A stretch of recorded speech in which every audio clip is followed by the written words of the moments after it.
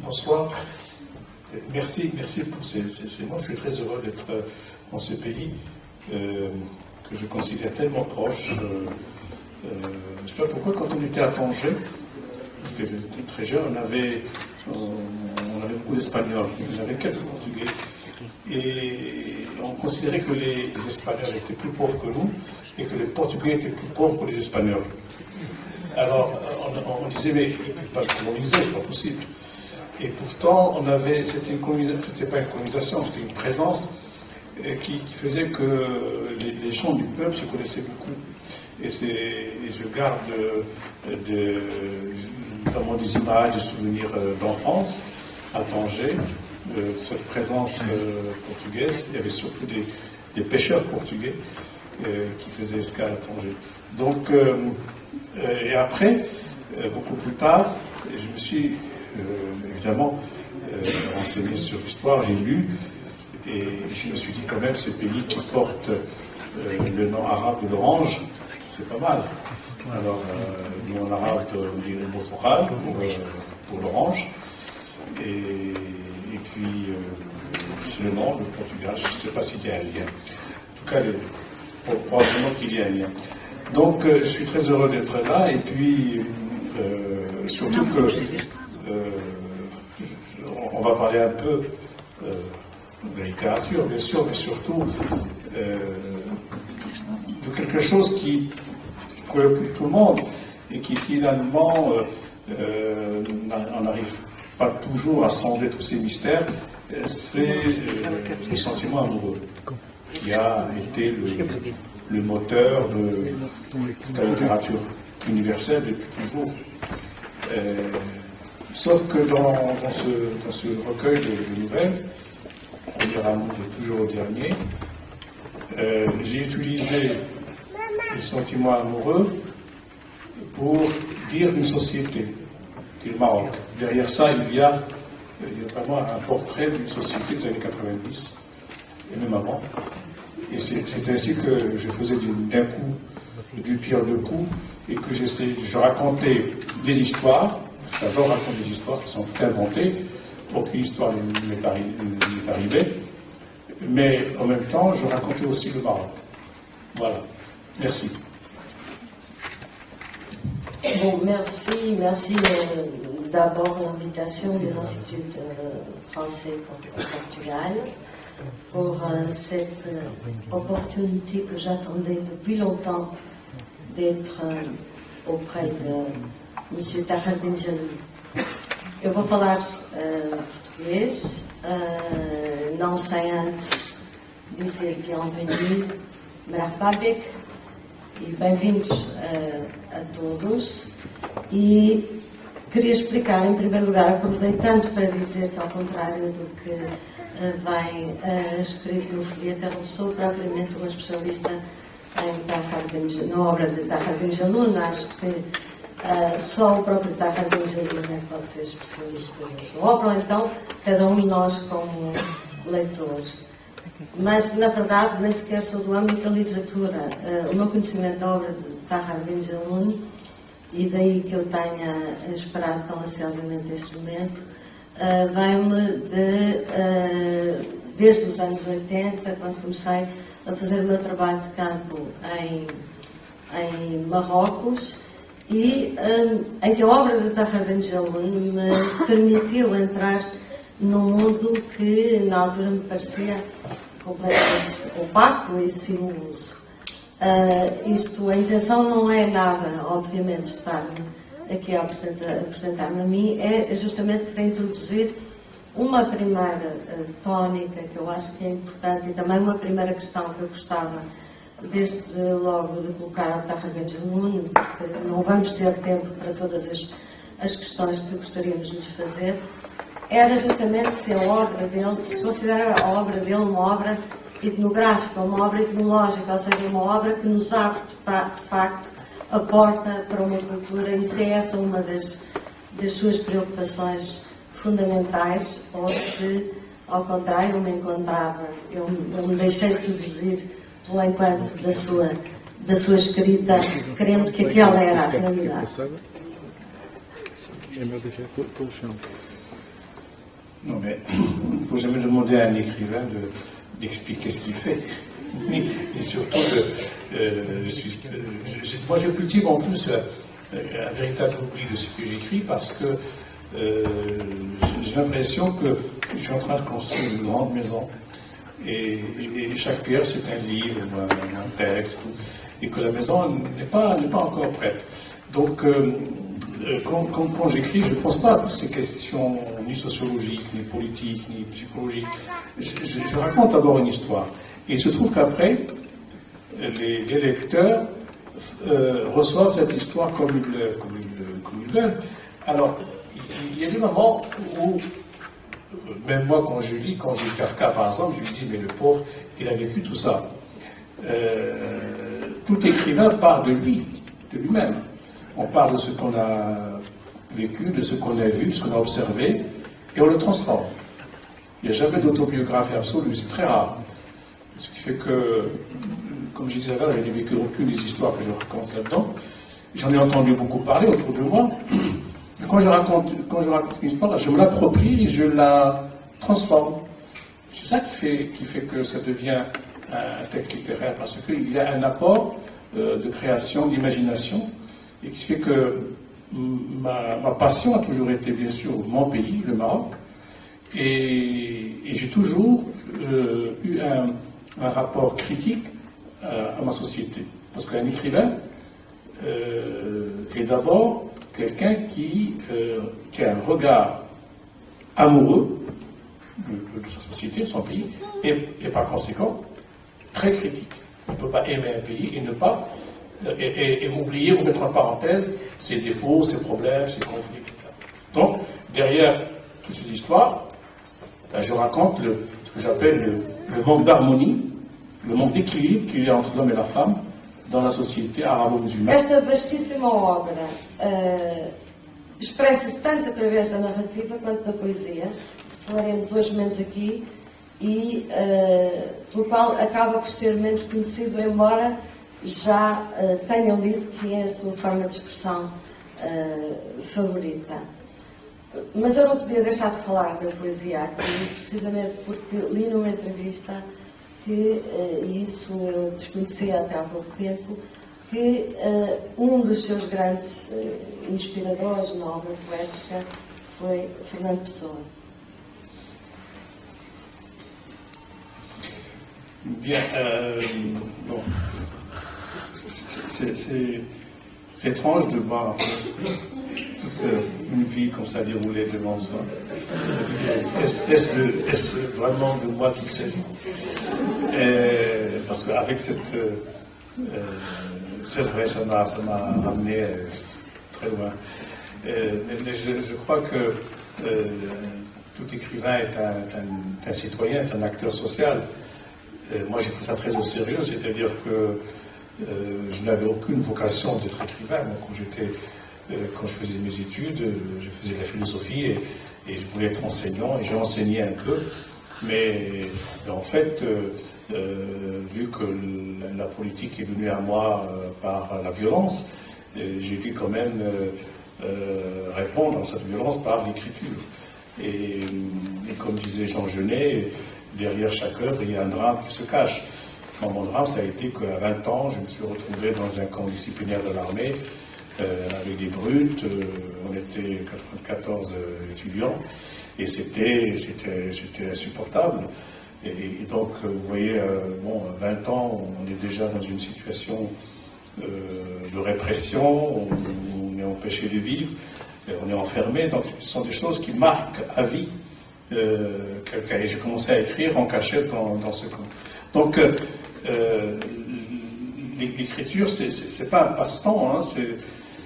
Vous parlez tout à l'heure de Fernando Pessoa, qui est très très grand poète, et surtout un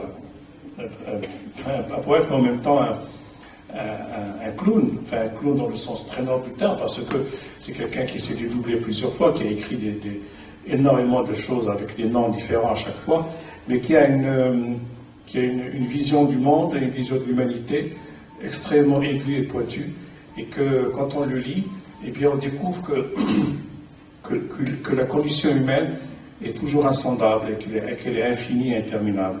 Et moi, j'ai été nourri, malheureusement en traduction, parce que je ne lis pas le portugais, j'ai été nourri par cette poésie de Pessoa, parmi tant d'autres poètes. Et la poésie, c'est ce qui nous restera et ce qui nous sauvera d'ailleurs. Je dis ça souvent parce que, par exemple, dans le monde arabe, on se rappelle de Moussenapi, qui est un grand poète du passé, on se rappelle de Mohamed Chouki, on se rappelle de Mahmoud Darwish, mais on ne se rappelle pas des romanciers. Parce que la poésie, c'est l'expression majeure dans le monde arabe, depuis toujours, depuis très très longtemps. Et le roman est quelque chose de tout à fait récent, c'est-à-dire ça n'a même pas un siècle que le premier roman arabe est paru au Caire, en feuilletant dans l'Aram. Donc, je dis que la poésie, c'est essentiel pour nous quand on vient du monde arabe, et même si je m'exprime en français, cette poésie, je l'ai tellement entendue. Bien sûr, je l'ai étudiée en classe, comme tous les enfants marocains de l'époque, et cette poésie arabe, eh bien, il m'a ouvert les yeux sur la possibilité d'écriture. Ce qui fait que on écrit pour témoigner, aussi pour parfois, comment dire, faire bouger les choses. Mais il faut dire les choses, c'est que jamais un livre et un écrivain n'a fait bouger les choses. C'est une illusion. On ne change pas une société avec un bouquin, c'est pas vrai. Mais ne pas écrire un bouquin, ça pourrait faire mal à une société. Imaginez une société sans écrivain, sans librairie, sans éditeur. Ça donne quoi? Ça donne les pays du Golfe. Mais là-bas, ils ont le pétrole. Et pourtant, je sais qu'ils ont des poètes. Mais vous imaginez que notre vie, elle est quand même irriguée par toute la littérature du monde. Heureusement, et la littérature, elle est nécessaire, même si on sait qu'elle ne va pas donner à manger aux gens, mais elle va peut-être contribuer à une prise de conscience. En ce moment, j'ai écrit beaucoup de choses sur la Syrie, où nous assistons tous les jours à des massacres, et j'arrive plus à écrire sur la Syrie parce que tout a été dit. Tout a été dit, dénoncé, les photos, les images sont arrivées et tout. Qu'est-ce qui reste? Ben, il restera la poésie. Parce qu'il y a un certain moment où les blessures profondes que nous sommes tous, dont nous sommes tous la cible, parce que ce qui se passe en Syrie, c'est pas que syrien, ça peut se passer n'importe où. C'est-à-dire cette humanité qui est égorgée quotidiennement par des brutes et des salauds, eh bien ça, c'est quelque chose qui nous regarde, qui est là pour perturber notre conscience. Comment faire pour témoigner? On a témoigné, on a dit, mais il restera la poésie pour témoigner et pour dire quelque chose. Et j'imagine tout à fait ce qu'un poète comme Mahmoud Darwish aurait écrit sur ces tueries quotidiennes. Donc, encore une fois, tout en étant un citoyen engagé, ma littérature n'est pas engagée dans le sens politique. Ma littérature, elle est contemporaine, elle accompagne les soubresauts de la vie quotidienne et les problèmes de la vie quotidienne. Pour parler du Maroc, de mon pays, eh ben, je suis obligé d'observer, de regarder, d'écouter. Je suis très souvent au Maroc, je passe 4-5 mois par an là-bas, et j'écoute ce qui se passe, je regarde. Et je suis toujours en colère parce que je vois des choses qui ne me plaisent pas, je vois que les choses ne changent pas aussi vite qu'on le veut. Et en même temps, je me rends compte que c'est un pays formidable, c'est un peuple fantastique, tout ça. Mais un écrivain est quelqu'un qui ne peut pas se contenter de ça. Il veut plus. Il veut beaucoup de choses et on est tous... le Maroc aujourd'hui, évidemment, a fait un pas énorme depuis l'arrivée de Mohamed VI au pouvoir. On a vraiment progressé d'une manière fantastique. Mais les gens, peut-être ne se rendent pas compte combien il est très difficile de faire bouger les choses dans un pays. Parce que parce que le peuple, il a ses exigences, et on ne peut pas aller contre. On ne peut pas aller contre ce que veut le peuple. C'est pour ça que l'écrivain est toujours là pour remarquer ce qui ne va pas et l'écrire. Alors, parfois, des Marocains me disent « Oui, c'est pas bien, tu critiques ton pays. » Non, j'aime mon pays, donc forcément, je le critique. Et je critique parce que c'est une façon de vouloir... C'est pas que la littérature va le sauver, mais quand un écrivain donne une image critique de son pays, c'est que vraiment, il a la passion de son pays. Il n'y a pas on ne peut pas être indifférent au pays qui vous a donné naissance, à la terre qui vous a nourri, et puis à la mémoire de toutes ces personnes qui vous ont permis de vivre et d'exister. Et tout à l'heure, journaliste m'a dit pourquoi ce titre, Le premier amour est toujours le dernier. Je dis tout simplement parce que je pense que quand on a eu un choc amoureux jeune, on a tous vécu ça, et on l'a vu aussi avec nos enfants, on pense que c'est éternel, c'est immortel, que cette femme ou ce garçon sera toujours l'être de notre vie, et qu'il va nous poursuivre toute notre vie. Ce n'est pas faux. Ce n'est pas faux parce que on a vu combien de personnes essaient, bien sûr que le premier amour se tombe, se détruit, comme toutes les belles choses, mais en même temps, il reste une blessure et que la personne va passer toute sa vie à essayer de recréer ce lien et de le retrouver sur d'autres visages. Et ça, c'est une habitude très humaine, c'est très fréquent, hein, c'est pas uniquement une histoire que j'ai inventée. Je pense qu'on passe souvent notre vie à vouloir retrouver les premières émotions, les premiers émois amoureux. Et là, il y a le philosophe Spinoza qui nous éclaire là-dessus, qui dit « Tout être tend à persévérer dans son être ». Tout être tend à persévérer dans son être, ça veut dire nous ne changeons pas du tout. Au fond, nous sommes toujours les mêmes, et nous répétons et nous faisons les mêmes gestes à l'infini. C'est-à-dire qu'on peut changer de la forme, mais le fond est toujours le même. Nous sommes toujours à la recherche d'un idéal, nous sommes toujours à la recherche des premières émotions, et ce qui est extraordinaire, c'est qu'on prend ces émotions parfois et on les calque sur un autre visage, et c'est là où il y a des conflits, parce qu'on se trompe l'histoire. Alors vivre une histoire ancienne sur une histoire nouvelle, ça fait des conflits et c'est pas normal.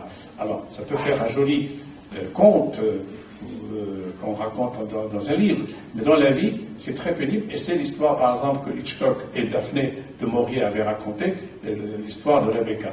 C'est tout à fait ça, c'est-à-dire finalement le refus du destin, le refus de la mort, le refus de la disparition, le refus de l'absence, et puis l'homme en question va prendre une deuxième femme et il va la mettre dans l'identité de Rebecca qui n'est plus, et la femme ne peut se libérer de cette imposture à son insu que par l'incendie de la maison. Donc on est tous dans cette démarche névrotique souvent, qui fait que nous sommes en train de rechercher, nous ne débarrassons jamais tout à fait de notre enfance. Et tant mieux, parce que l'enfance est en nous. Et par exemple, il faut se méfier beaucoup des gens qui n'ont pas peur. Parce que ça veut dire qu'ils ont tué l'enfance en eux. Quand on a peur, c'est l'enfant en nous qui se réveille. Et j'ai rencontré des gens qui n'ont pas peur, et je me suis rendu compte que c'est des monstres. Parce que quand on n'a pas peur du tout, c'est-à-dire qu'on n'a plus de principes ni de valeurs, et on peut, effectivement, il n'y a rien qui nous arrête. O título ao livro é talvez o mais poético deles todos, e é escrito mas é escrito num lugar menos comum, num bairro de classe média, no Agdal, num bairro de classe média, em Agdal, e introduz também o Lamassir, o fator, a língua berbere. Porquê é que escolheu este título para a obra, o título deste conto para a obra? O primeiro amor é sempre o último é sempre sonhado. D'abord, je trouve ça... Oui, parce que je pense que ça correspond à quelque chose que je pense, comme j'ai expliqué tout à l'heure. Et puis, Je trouve cette phrase, même si elle est fausse, j'en sais rien, je trouve très jolie de dire ça. Et puis le dernier est rêvé parce qu'effectivement, on est tout le temps à la... C'est comme si on est en train de courir derrière le premier amour. Et le premier amour, il peut être tout à fait déterminant pour une vie. L'autre jour, j'ai lu le livre de Louis Gardel qui s'appelle La baie d'Alger.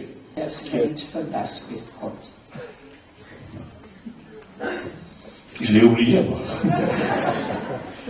Mais je me souviens quand je l'ai écrit, mais je ne sais plus. C'est quelqu'un qui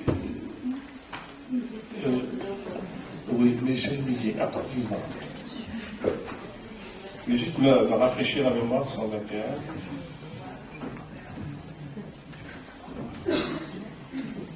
Oui.